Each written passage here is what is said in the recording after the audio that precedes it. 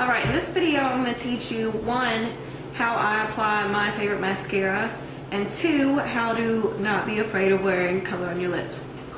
Lots of times when I do a bold lip, I try to do minimal eye stuff. I don't know how to say it, just not too much going on with the eye so that the focus will be on my lips. So today I want to show you, 1, a tutorial on mascara using my favorite one, which I'll explain in a second, and 2, show you what it looks like to wear different colors with minimal eye makeup so that you can see that you can pull it off if you just don't go crazy in both places. You can go crazy in both places, and sometimes I do, but I like to experiment with things and I feel comfortable going out like that. But if you're trying color as a beginner, this may be something you'd like to try to do a minimal eye and then a bold lip.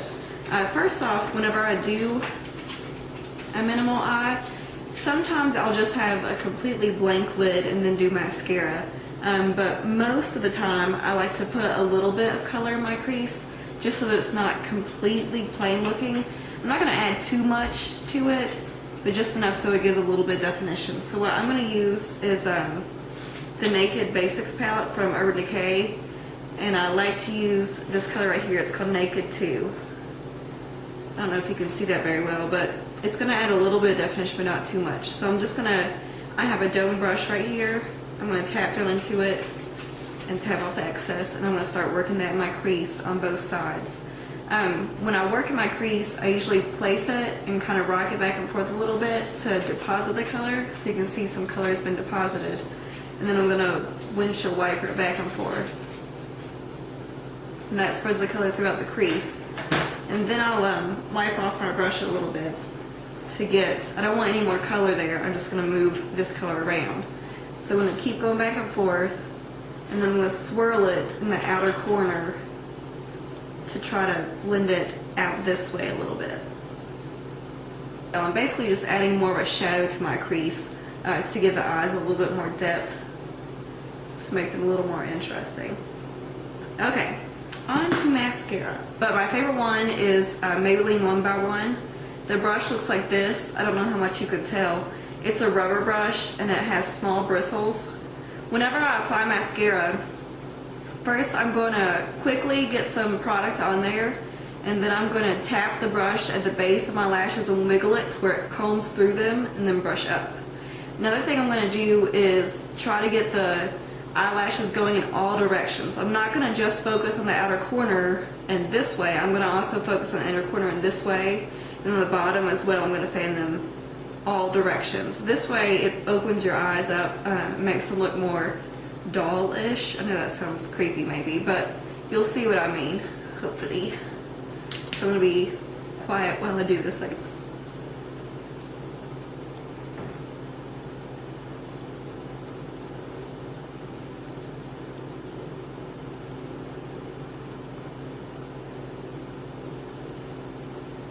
Here, let me get a different mirror because the one I'm using I can't see squat. Hopefully you can still see me. Okay. Usually I dip it once and do the top for one eye. I'm going to dip it a second time and do the top for this eye. Like I said, I brush it through to get product on, and then I wiggle it and comb it through. I use the end of the brush to fan the side out to make sure I get those fanning out like I said.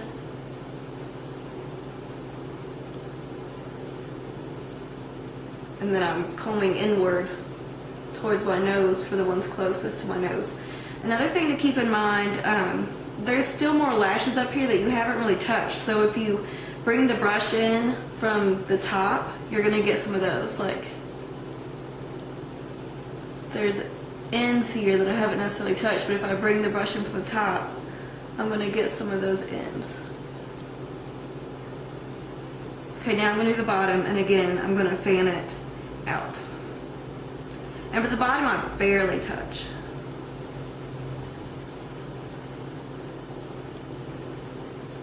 I could go back and do a second coat. What I tend to go for in mascara is for it to lengthen and to separate. I feel like this has lengthened just in the way that it's separated them all, and you can see each individual lash. The other mascara I used before, the Maybelline Rocket, that one does more volumizing. This one's supposed to mainly be volumizing, but I feel like maybe for every person it does different. I'm not sure, but for me I feel like it really lengthens and separates mainly. For people that have thinning lashes, you may want to get one that volumizes more, which means you can pack on more layers to really fluff up the lashes you do have. For people that have a good amount of lashes and just want definition, this mascara works wonderful. Okay, now that I've got my mascara on, I'm going to show you some funky colors of lipstick. I'm not scared of using weird colors, mainly just because I am kind of weird in general, so they kind of go with my personality. So for starters, I have chapstick on my lips to have them smooth. Usually when I'm doing my makeup, I'll have chapstick on, and right before I do lipstick, I'll rub most of it off, just because I want the color to stick. So let's start with, this is a CoverGirl one called Divine, number 330.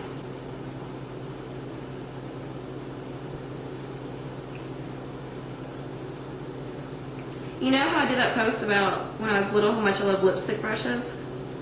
I don't own a lipstick brush right now. I think I grew out of that. So what I do is I put it on and then I smear it with my finger.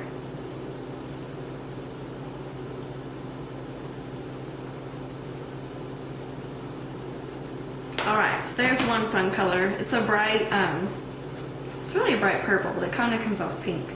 Alright, next color I'm using is from the Maybelline Vivids line.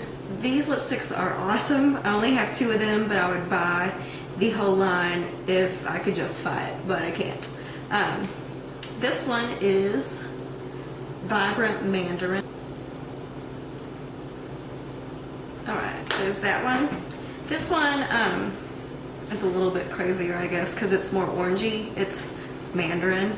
I have one that's actually called Electric Orange. It's even more orangey. I have a photo of that one on my lips on my Instagram, which is RVYVT. I'll have that link below if you want to follow me. I don't really post very interesting things, but I do post some makeup things, different products on my lips, and pictures of my pug, basically, is what I do. Alright, we're going to do, did I say alright last time? Probably. This one is a Wet n Wild one. Oh, another thing I should add is all the lipsticks I'm doing are drugstore. I have never owned a department store lipstick, believe it or not. The reason for that, I've owned department store lip glosses, but you can get those in kits, and I've got those as gifts and stuff. But the reason I have not owned a department store lipstick is because I watched a video or read an article one time where it talked about lipstick is the cheapest makeup product there is because it's all wax, mainly. So it's so cheap for them to make that there's no reason to spend, you know, upwards of $20 on one, where I got this one for probably like 98 cents or $1.98 or something, and it works great. You'll see in a second. So that's why I never bought a department store one. Not to say I don't want them, because I definitely do, just because some of the colors they have in the department stores look so pretty. But I've yet to break down and buy one. But it'll probably happen sometime. But for right now, the drugstore ones I have work fine. So let me show you this one. It's from Wet n Wild. It is number 521A. Alright, yeah, this one has more iridescence to it. It reminds me of like a Lisa Frank Trapper Keeper or something. But that's this one. Hopefully you can see a difference of these. Maybe I should have zoomed in on each one. Okay, the last one I'm going to do is a red. Red lipstick is my favorite. Winged eyeliner is my favorite for eyes, and red lipstick is my favorite for lips.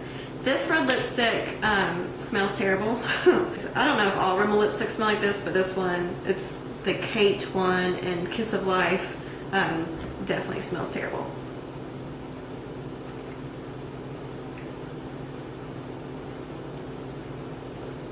Wait, if you're gonna wear colorful lips and, you know, rock